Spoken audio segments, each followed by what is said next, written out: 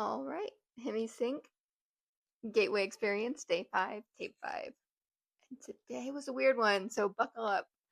So, the theme of today's tape was restorative sleep, and I was pretty excited because I actually slept really terribly last night, so I was like, dope, I'm into this. Starts off like the other few, or the first 4 days in terms of your energy conversion box. Again, if you don't have days 1 through 3 down, with the conversion box, the resonance frequency, the ohm sequency, as I've been calling it, um, the resonance bubble or balloon that they call it. I was calling it my Glinda the Good Witch bubble to protect your energy. And then the phrase that they use, like you're more than yourself, and then calling in kind of entities for your highest, greatest good. If you don't kind of have those down, then I recommend doing 1 through 3 until you do, because you do those all on your own again for day 5, tape 5. So after that, we move into a tone that they play, and essentially he says it's to have you remember who and what you are. Didn't go into any further detail, so if there's like a course that accompanies this, which there probably is, I would assume that they go more into detail. But I just kind of surrendered to it and said, whatever's of my highest, greatest good, then let's go for it. And essentially, what day 5 was is getting into a really deep, comfortable state. Essentially like a sleep state almost, but I was still conscious. At least my mind was awake and my body was asleep. And astral projection, or at least attempting to kind of like get out of your body.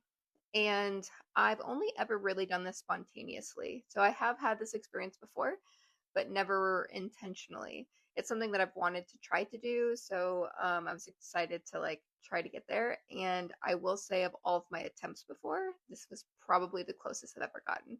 There's definitely a lot of stuff happening energetically. I'm sure this is going to sound super bizarre, but there was at one point where I was laying there, and my my energy kind of felt like as if it was pages of a book kind of being opened in the wind, like just like a flutter into a direction. And there was one point, and for those of you that have done this, I know there's some people in my comments that said, yeah, I've done this, a bunch of times, I'm going to be an instructor. Maybe you can help me out with this. There's a point where he says, like, roll over to get out. In my thoughts, he's saying to do it like in your mind's eye, like, imagine that you're rolling over. Is that the case, or is he telling you to physically roll over? Any insights that you have, please put them in the comments. I'd be totally into that. But yeah, so I think I got pretty close. As I mentioned, I think in day 1 or 2, whenever I get into a trance state, I am really prone to seeing a lot of colors. Today was super vivid purples and a little bit of green today, which was pretty cool. But other than that, after they go through kind of the attempted astral projection, or like the out of body, at least I won't call it projection because we didn't really go anywhere.